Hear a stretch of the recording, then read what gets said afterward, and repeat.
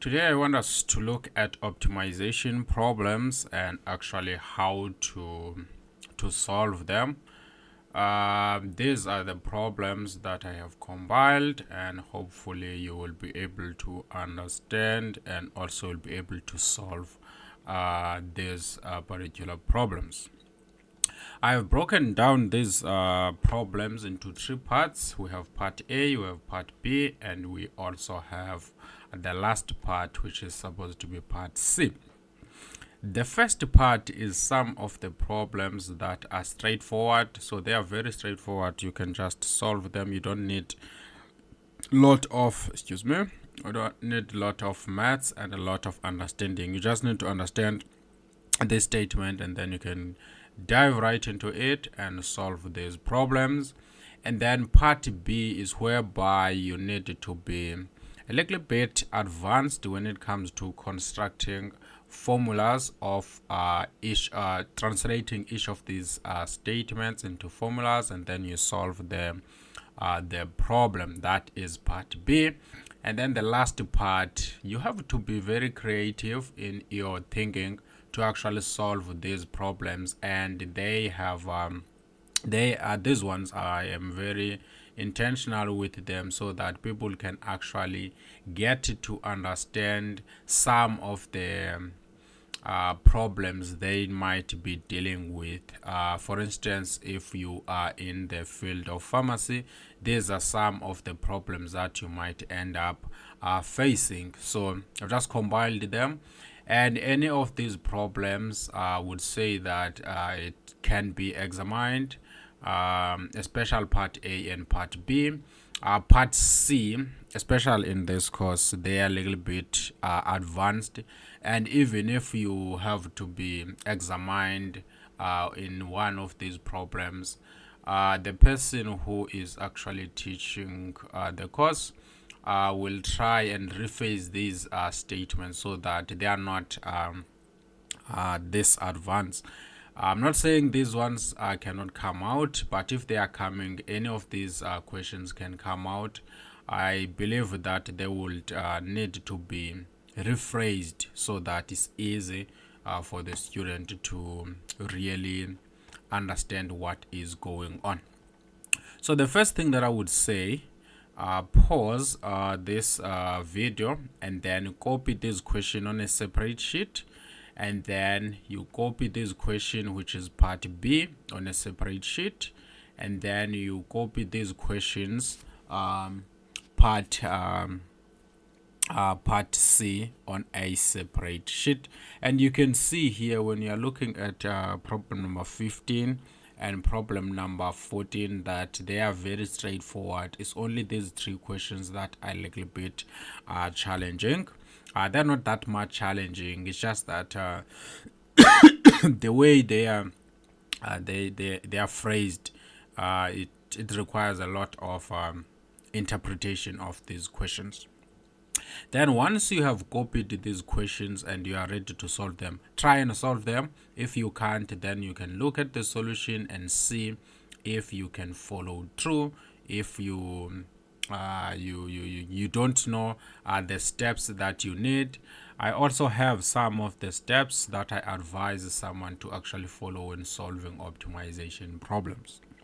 So the first step is you want to understand the problem. You have to make sure that that you follow step one by first you read the problem carefully until it is clearly understood. Ask yourself what is known, what are the given quantities, what are the given conditions, or what are the constraints. So that is the first step. And then the second step is you want to draw a diagram. And in most problems, it is very useful to draw a diagram and identify the given and required quantities on the diagram. And you will find out that when I'm saying understand the problem and saying draw the diagram, other people usually, by just seeing a diagram, you get a mark if there is a diagram there, which means that you understood the problem. Then you draw the diagram, you will actually end up seeing some marks there. And then the third step is introduce notation. In other words, you assign a symbol to the quantity that is to be maximized or minimized. For instance, let's say you just say this quantity that you wanted to minimize or maximize is you call it q because it is a question, so that's why I'm using a q. Also select other symbols from the alphabetic order for other unknown quantities and label the diagram with these symbols. It may help to use initials as suggestive symbols. For example, if let's say you are dealing with area, you use A for area. If you are dealing with height, we usually use height, and if you are dealing with the time, we are using T for that. It doesn't mean that you cannot use X. I'm just suggesting that use A for area, height, H for height, and T for time. Yeah, this just I think they make sense. And then you express the question or the variable that you wanted to minimize or maximize in the other terms. In other words, you create a formula from the given statement that you had in step 1. And then step 5, once you have q expressed as a function of more than one variable, in step 4, use the given information to find the relationship among these variables. Then use these equations to eliminate all but one of the variables in the expression for q. Thus q will be expressed as a function of one variable. Say that what this step is actually saying is that once you have your formula of q, let's say q is equal to 2x plus 3x plus 2x plus 2y plus z of, I'm just making an example here. Then the next thing, you want to find the relationship between x and y and also x and z, so that you will end up getting your q as a function of only one variable. That is what this step is saying. Then the last step, which is step 6, then find the absolute maximum and absolute minimum. So what this step is saying, find the y value of the turning points, and then find the y value of the y value that is assigned to the endpoints of the given condition. Sometimes you are given a domain for x in words, or you actually deduced it. So you have maybe x is moving from 1 up to 2. So you want to find the output or the y value of when x is equal to 1 and also when x is equal to 2. And then after that, you compare the y value of the turning points plus the y values of the given conditions, and then the one that is largest in all of them, it is the one that is actually giving you the absolute maximum. The one that is lowest, it is the one that is giving you the absolute minimum. And most importantly, once you get this, you will know the x value that is needed, the y value, and also the z value that is actually needed. So these are the actual steps that you need to follow when solving an optimization problem. Copy these steps and try and make sure that you understand them, because I'm not going to be going back and forth on this, because you can see that even now we have already used about 9 minutes trying to understand these steps without actually solving a problem. Now let us look at this problem here, the first problem. The first problem that we are actually having here is saying this. A rectangle has a fixed perimeter of 100 meters. What dimensions will maximize the area? Will maximize the area of a rectangle. So what is important here, when someone is asking you about dimensions, they are asking you what are the length of each side of this rectangle. So that is what is important here. So we are still dealing with part A. So we have part A here, and then we have number 1. So number 1 is saying we have a rectangle. So a rectangle is of this type. So we're having a rectangle. A rectangle is supposed to be, of course, my diagrams are not drawn to scale. But what is important here is that a rectangle must have two sides equal. So this side and that side, they have to be equal. This side and that side, they have to be equal. So what is important here is that if I name this side X, this one must also be X. If I name this one Y, this one must also be a Y. So that is the first thing that we're actually having here. And then the next thing that is saying here, a rectangle has a fixed perimeter. You know that the perimeter is equal to the sum of the length of each of these sides. So it is the sum of the length of each, the sum of the total length of each of the sides. So in other words here, the perimeter is going to be X. I'm going to say this plus that plus that plus that. So it's going to be X plus Y plus X plus a Y, because I have to sum all of them up. And the perimeter, because X and X are like terms, so we have 2X plus a 2Y. So that is our perimeter. So that is supposed to be a perimeter. The statement is saying the perimeter is equal to 100 meters. So we have 2X plus 2Y is equal to 100. Of course, if you can do this up to this far, you know that you will get a nice mark there, and knowing that there is a diagram, you will get a nice mark. So there are some of those marks that you don't want to actually miss out. The second thing that you need to realize here is that here, if I were to solve y in terms of x, I will end up having 2y is equal to 100 minus 2x, because x was positive this side, so it's going to be negative that side. And then of course this one is the same as 2 if I factor 2 out, and then I will have a 50 minus an x, and then which means now my y, if I divide by 2 on both sides, I will end up having 2, and then I have a 50 minus x, and then I divide by 2 on this side, and then my y is going to be, just because this 2 and that 2 will cancel out, and you'll be left with 50 minus an x. So you have your y now in terms of x, which is also something that is much more important when you are dealing with these problems.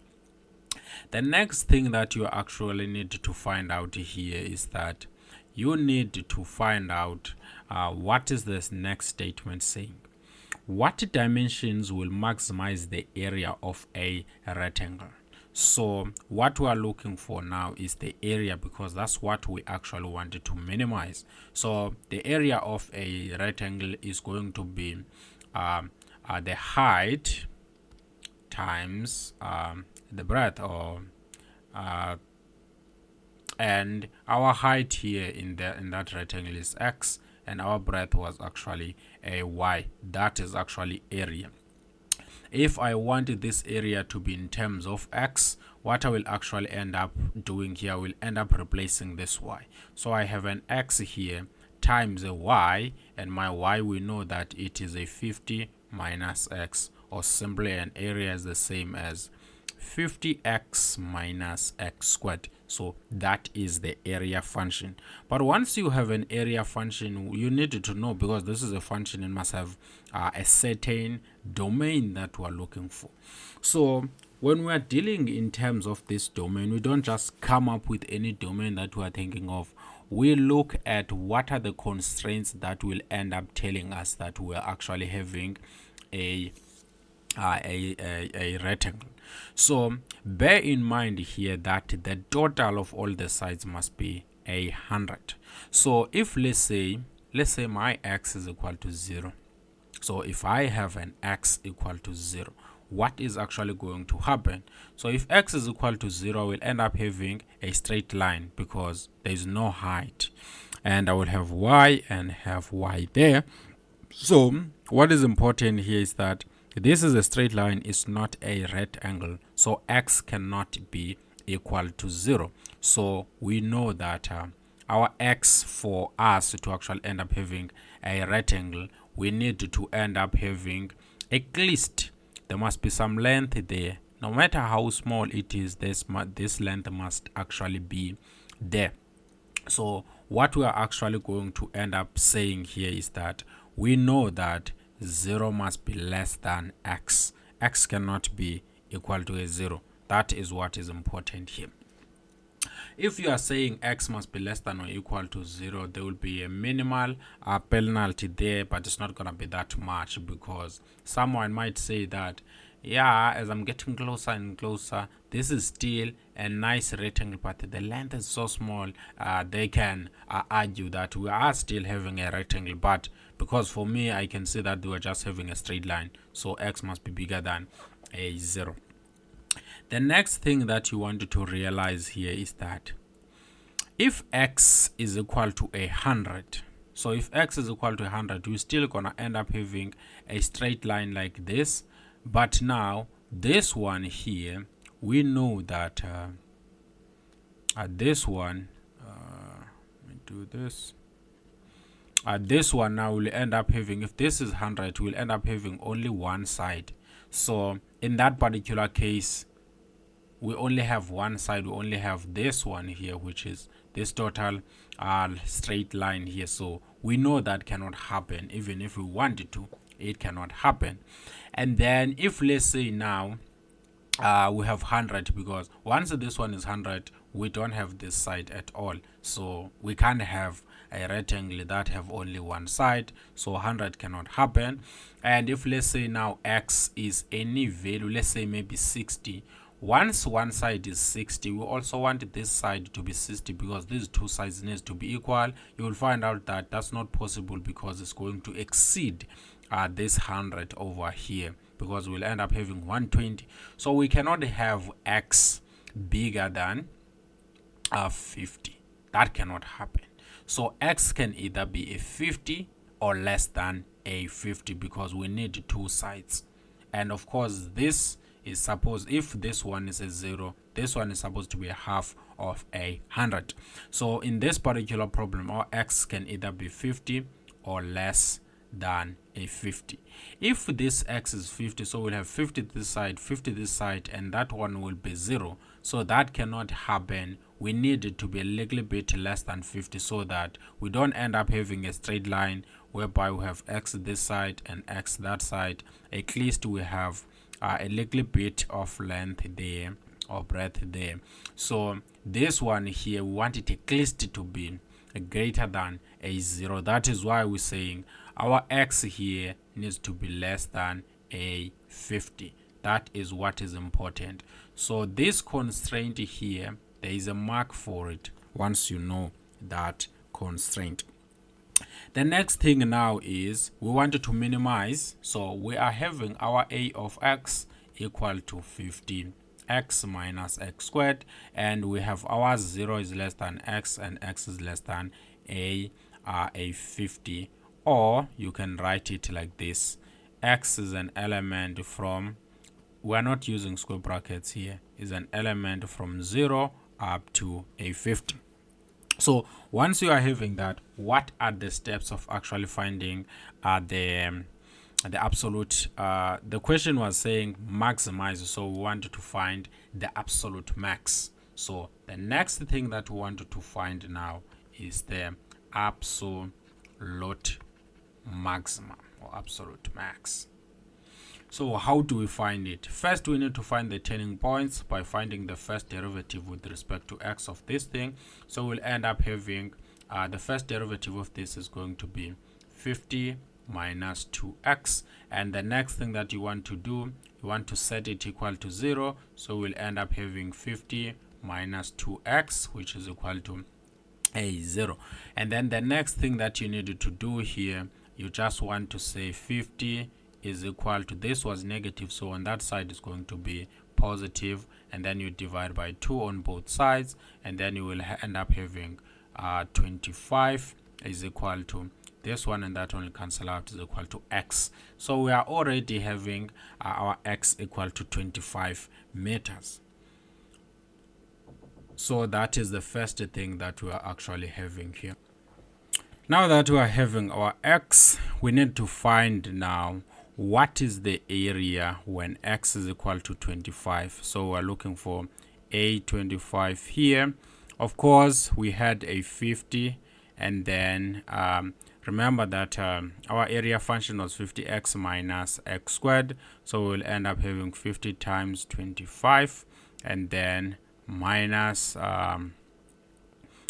25 and then squared. So what is the answer there? So we're having a 50, and then after that we are having a 25, and then minus, we have 25, and then you square it up. So the next thing that you are actually having, you have 6 to 5. So the next thing that you want to do here, remember that we are having this is the turning point. So you wanted to check now what will be a of 0, what is going to be a of 50.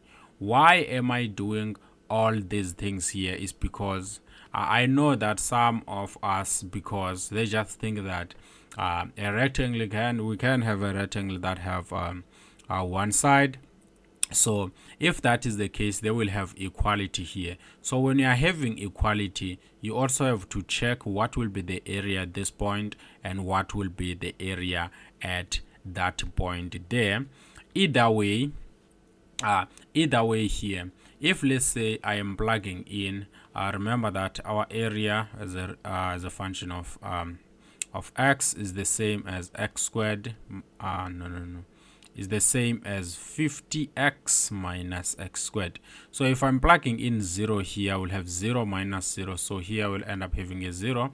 And then here, if I am taking this 50 here, I will end up having 50 times 50 minus 50 squared, which is the same as 50 times 50. So 50 times 50 minus 50 times 50, we have a 0.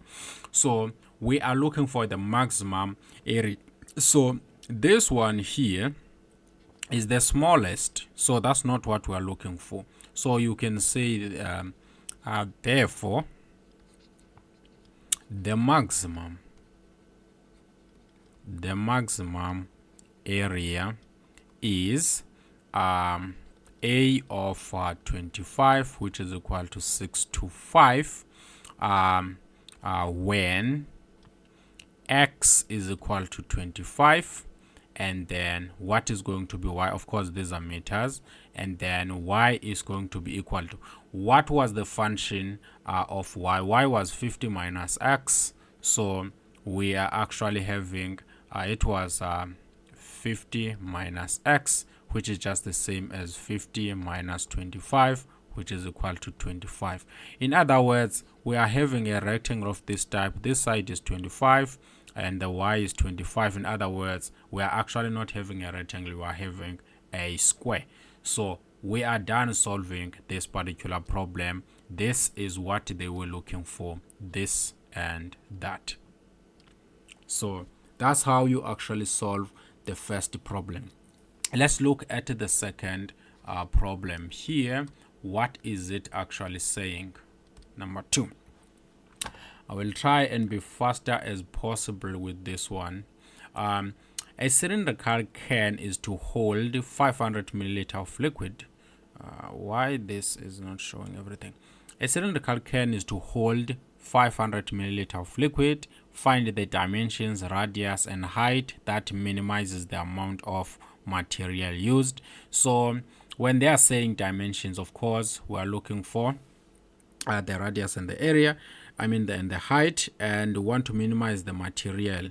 In the material that is going to be used is for the surface area.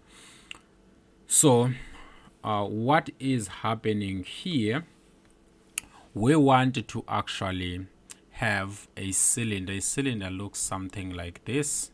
This is actually the cylinder, and of course, to actually characterize a cylinder, you must have it must have a radius of this side. We have this side here, must have a radius, and here from center to center, it must be a height, of course, is the same as a height here, and then this is the radius, and also from the center here up until there, that is still the radius, and this is the height. So that is a cylinder. And then they are saying to us that the can is to hold 500 milliliter. So you must know that if you have 1 milliliter, 1 milliliter is the same as 1 centimeter cube. So the volume is actually given. They are telling us that the volume is equal to 500 milliliter. In other words, we are actually having 500 centimeter cube. So that is one thing that is actually given. And now we want to minimize the amount of the material. The material is going to actually create the top and also create the bottom and create the surrounding so that we can hold the fluid inside. So we are looking for the surface area. So that is the first thing that you wanted to end up understanding. The second thing that you wanted to know, what is the volume of a cylinder? So the volume of a cylinder is always the same as you are having pi r squared h, where r is the radius and h is the height. So in this particular case here, we are having something that is pi r squared h. It must be equal to a 500. That is the information that we are actually getting here. The next thing that you need to find out here is that, can you write r, can you make r the subject of the formula, or h the subject of the formula? So if I am making r the subject of the formula, because r squared, I will end up having the square root, and that square root is actually going to end up creating problems for me when we are actually dealing with taking the derivative, because when you're minimizing, at some point you'll end up having to take the derivative unless you are dealing with operation research problems. So this one here, I just wanted to make h the subject of the formula, so I will choose to have h is equal to 500 and then divide by pi r squared. So that is going to be excuse me, so that is going to be our h. Like I said, if I were to solve for r, I was going to have r squared is equal to because what is happening here, I have r squared, I have pi r squared h is equal to 500, so I divide from this side by pi h, and then this pi and that h will cancel out, and then you'll be left with r squared equal to 500 divided by pi h. And then if you decide to solve for this, you will have your r equal to plus or minus the square root of 500 divided by pi h. But now the radius is always positive, so you're only gonna end up with a positive thing. But now this thing here, when you're substituting in the surface area formula, you find out that it's going to create so many problems when you want to take the derivative with respect to h. That is why I am saying that because of this square, I am not going to take this route, but if you're taking this route, you will still get the same answer.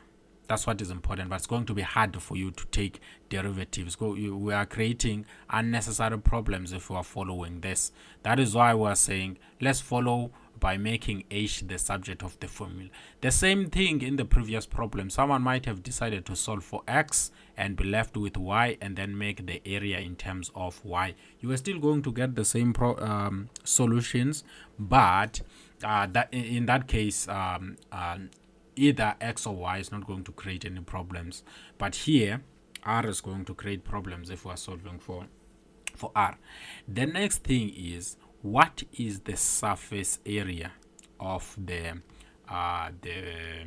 cylinder? So the surface area of the cylinder, we know that it is the same as 2 pi r squared. What is this 2 pi r squared coming from? you can see that at the top we'll have a circle, at the bottom we will have a circle, and the area of a circle is pi r squared. So we have two of those. That is why we're having 2 pi r squared. And now the area of the body is just the same as 2 pi r h. Of course, this one is for the body of this nice thing here.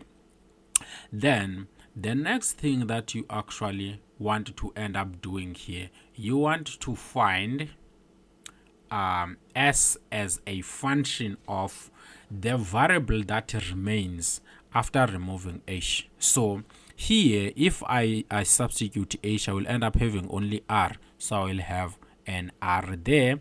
If I was substituting, I just solved for r, I was going to have h here. Like I said, the solution is going to be the same, but what is important here is the fact that we are actually end up having something that is much more interesting if we are using r. Derivative is going to be hard, so we will end up having 2 pi r squared plus 2 pi r. Instead of h, I am going to put 500 and then I divide by pi r squared, and then of course once I end up having that, I will have 2 pi r squared plus this pi will cancel that pi, and one of these r will cancel with that r, and then 2 times 500 is going to be 1000, right? And then divided by 1r. That is what we are going to get there. And then now we are having a minimization problems. What was the question here? Let me look into it. The question was saying minimize. So we want to find the absolute minimum, right? So that's what we want to find. So because we have this nice function here, s of r, it must have a domain. What is the domain of this function, or what is this going to actually be determined? So if you look into this one here, you will find out what is important here. We can if you look at h, h cannot be equal to 0. In other words, r cannot be infinity, so we don't want this to be 0. So the dimensions are our h is greater than a 0. And then the second thing that we're actually looking for here, we also want our r to be bigger than a 0, so that we will end up having a cylinder there. And then the next thing that you want to actually look out for here, you know that we are having this nice thing here, that this one is always gonna be bigger than a 0. That is, those are the constraints. When it comes to the maximum value, we don't know the maximum value, we only know that this must be bigger than 0. That's the only information we can get from the cylinder. So that is actually what we are having here, that our r is bigger than 0. That's the only domain we have for this function. So the next thing that we wanted to find out here, to find the absolute max, we want to find the turning points, the y coordinate of the turning point. So first find the derivative, with respect to r. So the first derivative of this will bring the 2 down, so we'll end up having 4 pi r. So when we're taking the derivative of that, plus when we're taking the derivative of this, I want you to realize that 1000 divided by r is the same as 1000 times r raised to minus 1. So when I'm taking the derivative of this, I'm just bringing in the 1 here, so we'll end up having minus 1000 and then r raised to minus 2, or simply having divided by r squared. So that is the derivative of this nice thing here. And then the next thing that we wanted to actually find out here, we need to make sure that we are making sure that we have only one denominator here. So we'll end up having this here. I want us to realize something here, that this one here is the same as is the same as 4 pi r times 1 over a 1 minus 1000 divided by r squared. So 1 over 1 is the same as r squared over r squared, because this r is not equal to 0. At the same time, dividing by the same thing, you get a 1. Why am I dividing by r squared over r squared? Is because of this denominator. I want this to have a common denominator so that I can take the common denominator without any hassle, because it's here and also it's there.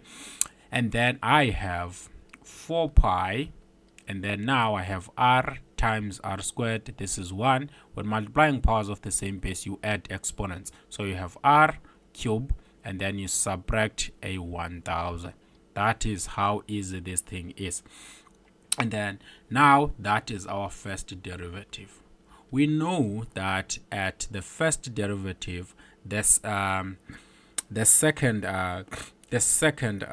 first derivative must be equal to a 0 at the turning points.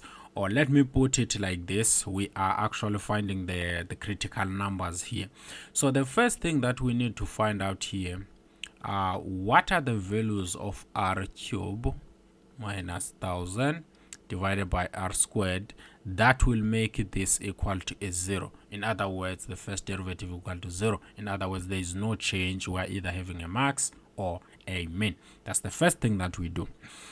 So when you look into this one here, you will find out that this is only going to be equal to 0 if you are having the numerator equal to 0. Because if you are having the denominator equal to 0, this is not going to be equal to 0. It's going to be undefined.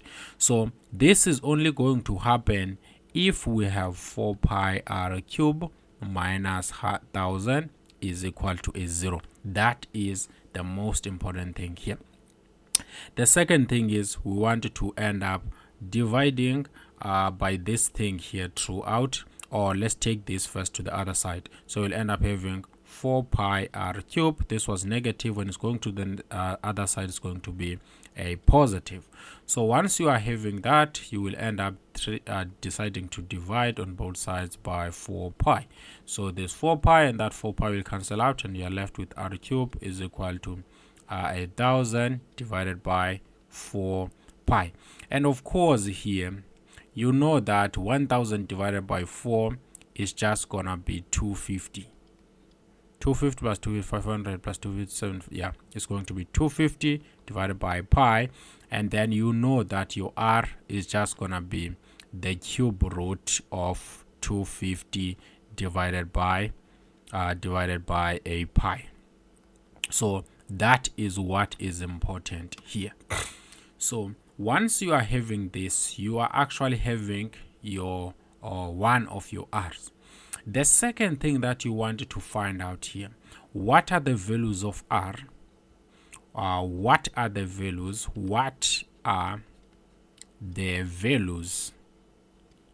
of r making?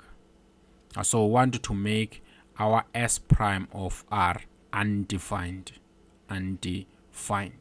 because we know that the function might be turning from positive to negative at undefined. So that is what is also important here. So if you look into this thing here, into this part here, you'll find out when r is equal to 0, this is going to be undefined when the denominator is equal to 0. So here,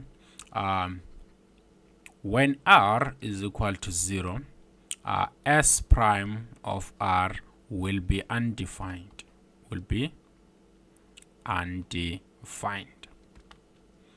but r is equal to 0 is not part of the domain. So it is not part of the domain of s of r, because here we said that our domain r must be bigger than 0. So when we are saying r is equal to 0, then it's not part of this domain. So this one here cannot be part of the turning points. So this one here, r is equal to 0, cannot be part of the turning points. Turning points, right? So it cannot be part of the turning points. So the only R value that we are having is this one. We don't have any other R, so this is the R we are having. The next step that we're supposed to have, let me write it here. We're supposed to end up finding f of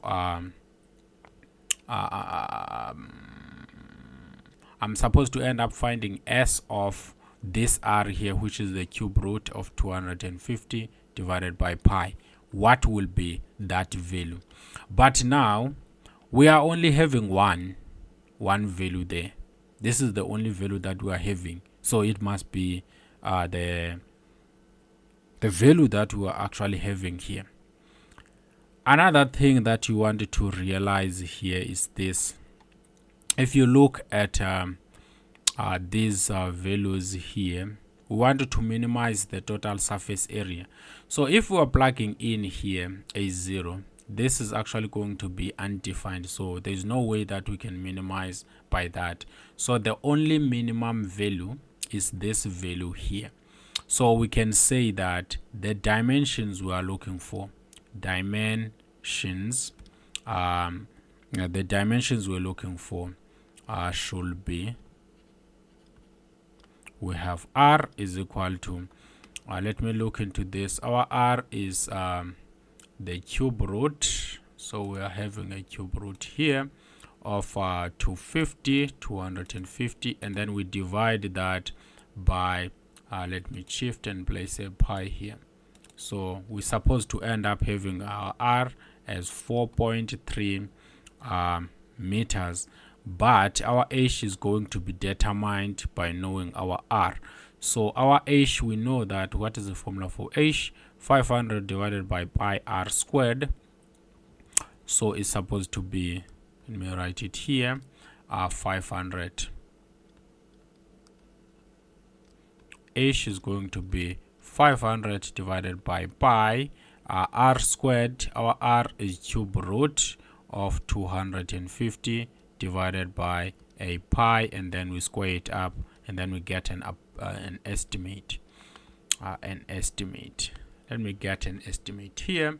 So what we are actually going to get here, we wanted to have a 500, and then we divide it by a pi, and then we have inside here this answer here that we had previously, and then we're squaring it up. So our h is supposed to be 8.60 meters. So that is actually a good estimate of this. Another thing that I want you to realize here, this function here, suppose for some reasons we decide to take the smallest value that is close to this 0 here, to this 0. So if I were to take a value that is so close to 0, let's say 0.1. So if I'm plugging in here 0.1, what am I going to get?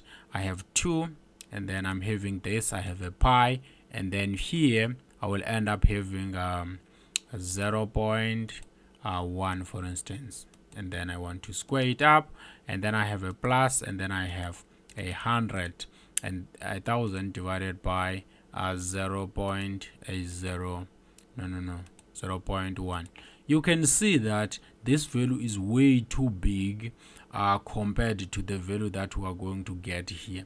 Let me try and see what we can actually do. So we have 2, and then I have shift, I have a pi, and then after that inside I will have a cube root of a 250 divided by a pi, whole pi.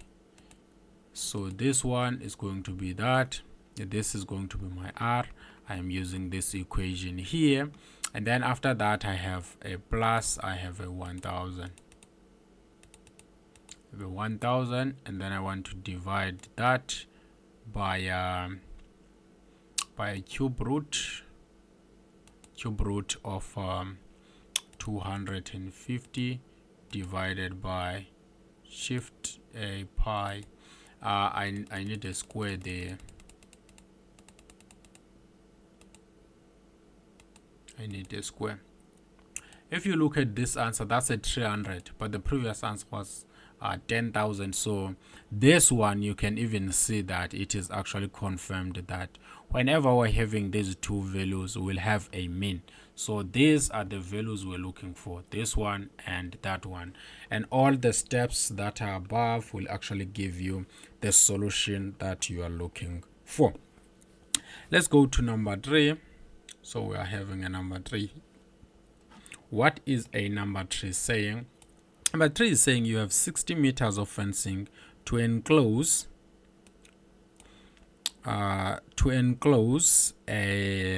you have 60 meters to enclose a rectangular field on 3 sides. The 4th side is a wall.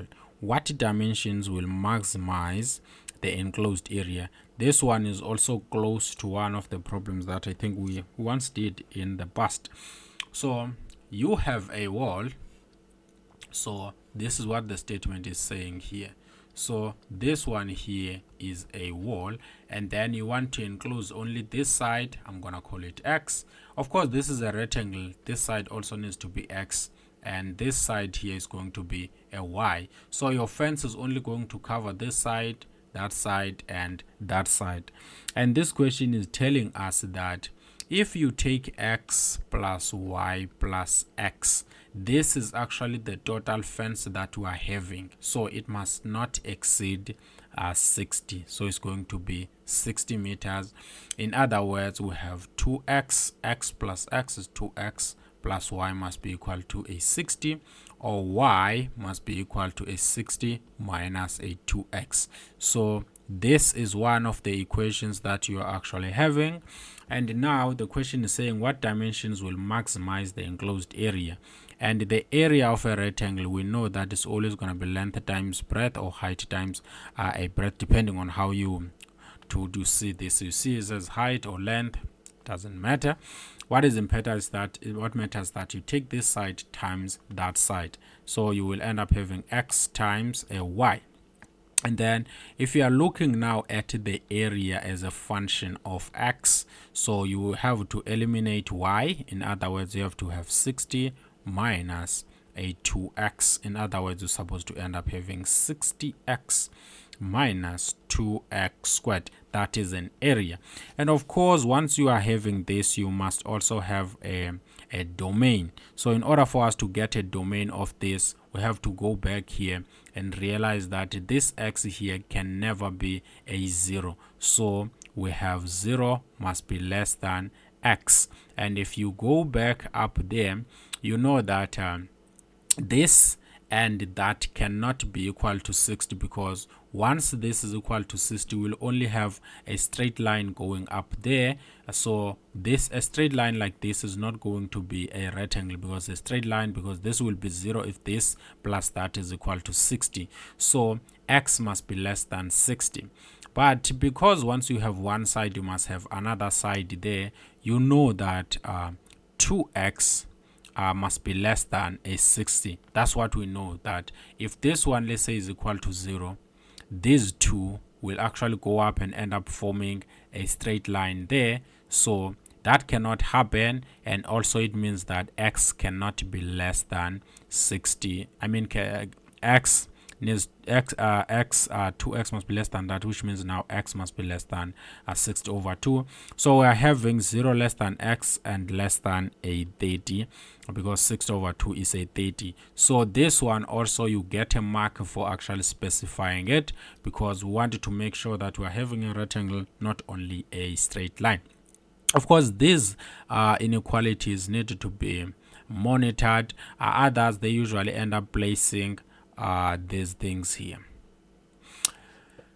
But another thing that is much more important, if you are having these strict inequalities, you don't have to check these initial conditions. I am checking them just in case you end up having a question whereby you have this, and even if you check them, there is no penalty. So I would advise you, just so that you don't end up forgetting to check them, just keep checking them. You're not gonna be penalized. I don't think you will be penalized. I will never penalize you. I don't think you will be penalized for checking these endpoints here, because once you end up not checking them, you'd get used at forgetting them, and only to find out the other question, actually the absolute mix or the absolute mean is actually the endpoints, not the turning point. So you have to keep checking them so that you are on the right path and you don't end up making problems for yourself. The second thing here, remember the question is saying what dimensions will maximize the enclosed area. So to maximize, we are looking for the absolute maximum. And to find the absolute maximum, first you need to check the turning points. So you want to first find the derivative of the area with respect to x. So the derivative of this is going to be 60 minus 4x. That is the first derivative of that. And then the next thing, you wanted to set it equal to 0. So this is equal to 0, which means 60 must be equal to 4x, which means I'm going to divide by 4 on both sides, and then 60 divided by 4 is supposed to be a 15, because how many 4s are contained in 6? We have 1, and then we have a 2 as a remainder. How many 4s are contained in 20? That's a 5, which means it's correct. And this 4 and this 4 cancels out, and we have x equal to this. So we have our x equal to a 15. Now the next thing that you do, you want to check what is going to be a of 15. So a of 15, for plug in 15 there, you know that our area, the area function, we have area as a function of x is equal to 60x minus 2x squared. That is what we are getting here, 60. So I am going to end up having a 60, and then I want to place a 15 there, and then I want to minus, and then I have a 2, and then I have a 15, and then I'm going to square it. So the answer that I'm getting here is going to be 450. And then the next thing is you wanted to check a of 0. If I'm plugging in a 0 here, this is going to be 0, of course. And then if I am looking for a of 30, is it 30 or is it 60? 30, yeah. A of 30, I will end up having something nice, which is 60 times 30 minus 2 times 30 squared. Of course, 30 squared is the same as 30 times 30. And of course, you know 2 times 30 is the same as a 60. So that is what is important, 60 and 30. So this is also going to be a 0. So you can see that this one is not max, this one is not max. You can say that. So the absolute maximum area, enclosed area, is equal to 450 with dimensions x is equal to 15 and y is equal to, I don't know, I have to go back and plug in this function here. So 2 times 15, so we have 60 minus 2x. This one is supposed to be 60 minus 2x. So what is x? X is 15. So we have 60 minus 30, which is equal to 30. So we are actually having our y equal to, that is supposed to be 30. We are having our y equal to 30. So this is what they were looking for. Let's go to number 4. Let's hope you are actually getting an understanding of these nice problems here. Number 4 is saying something very, very, very interesting. A company finds that the number of units it can sell is related to the price by the equation P is equal to 1002x, where P is the price and X is the number of units. What price should the company charge to maximize revenue? So what is important here is this. For each product X, we sell it at the price. So we sell it at the price, what is this? So at the price P, which is equal to 1002x. So this is the price for each product. So for each product, right? So for each product, so I'm just gonna use this for a product. For each product, blah blah blah blah, we sell it at this price, right? We sell it at this we sell it at this price. So each product, so if let's say I'm selling what is this question? Find the number of units. Okay, suppose I'm selling pens and this is a pen. So each pen is going to actually be sold at this particular price. All right, now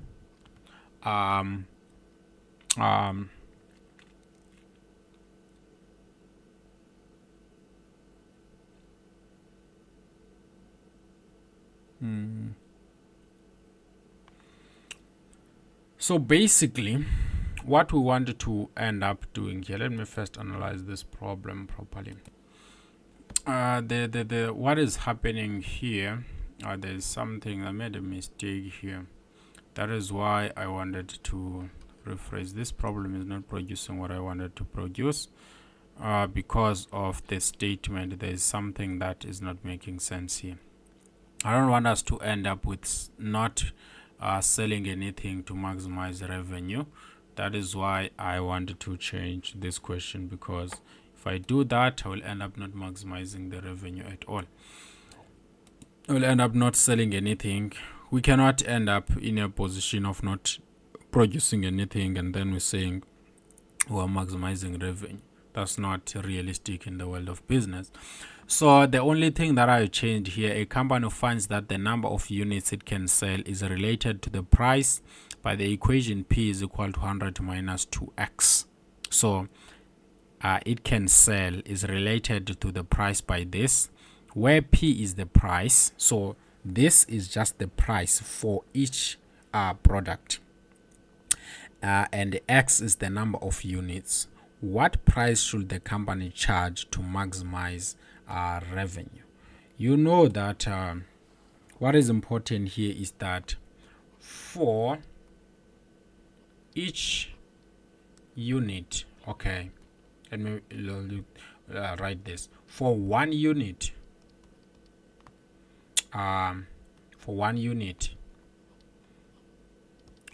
price, so we usually say sell at this price, which is equal to P is equal to 100 minus 2x. So that is the first thing for one unit.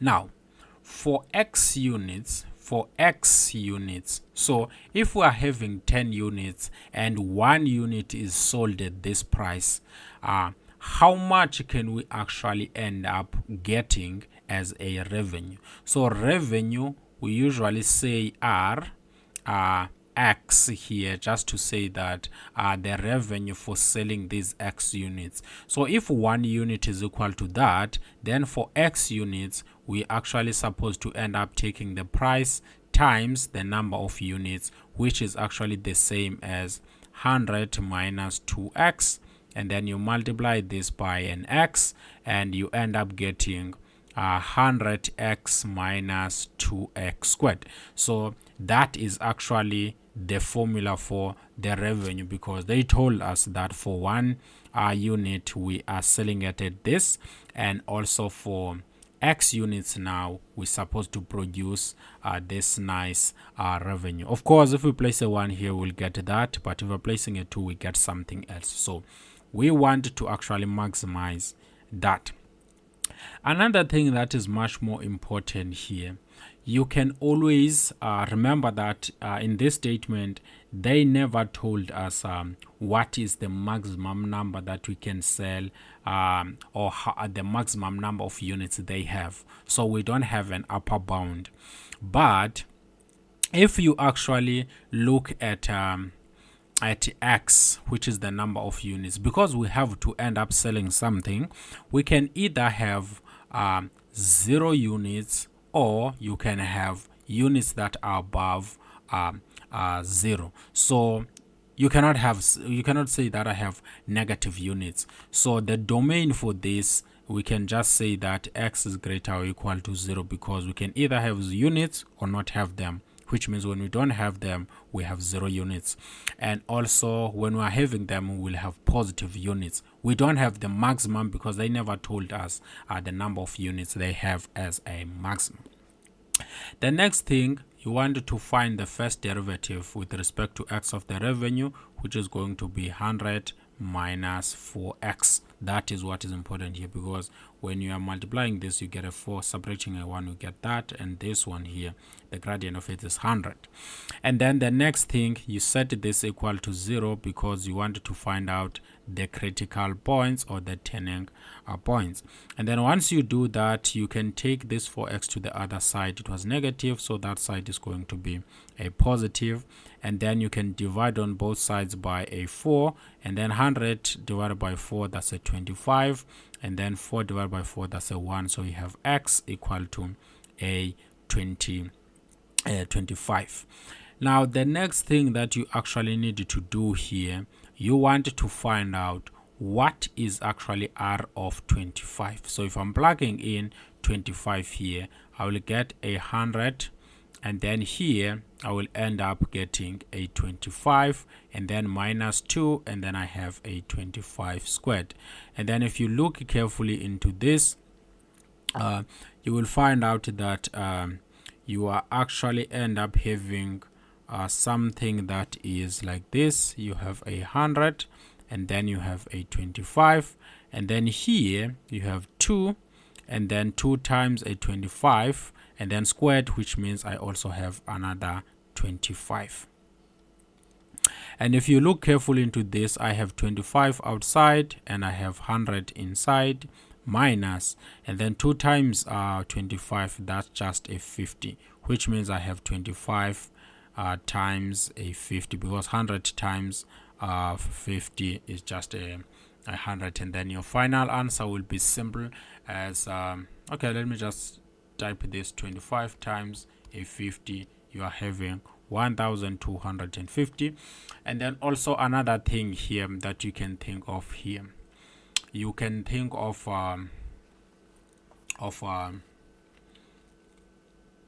this as 100 times 25 minus 2 times 25 times 25, or just 25 squared. Okay, it's the same thing. Now that you are having that, we go back to the constraints here. We are having a 0 here. So if we don't sell anything, what will happen? So what is R of 0? So R of 0 is going to be 100. So we are having 100 times 0 minus 2 times 0 squared, which is equal to 0.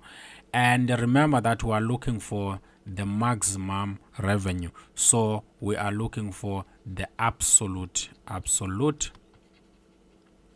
maximum revenue.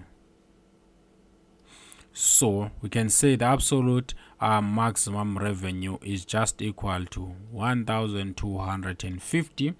And the question here, what price should the company charge to maximize revenue?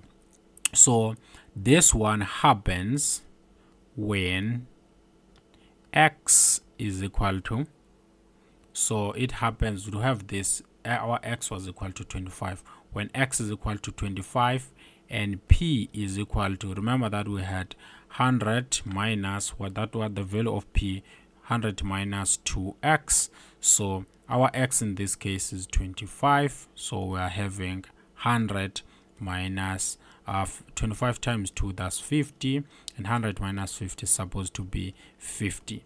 So to maximize revenue, we need to charge this price. So the question they were asking for is P is equal to 50. So this is the price of our units. So each unit must cost this price. That was the question that we actually have. But bear in mind that even though they were asking about the price, And let's say you did not know, they were asking about the price, or they were asking about what is the maximum revenue. By just following the steps that I gave you, you will find out that you have this. If they were looking for this, you would get the mark. If they were looking for this, you get the mark, and you have a P. So whatever they were looking for, you will get the marks. Just follow these steps. But here they were asking for the price, so the marks, more marks will actually be coming for that. So that is what is important here. Let's look at the last question of part A, and then we go to part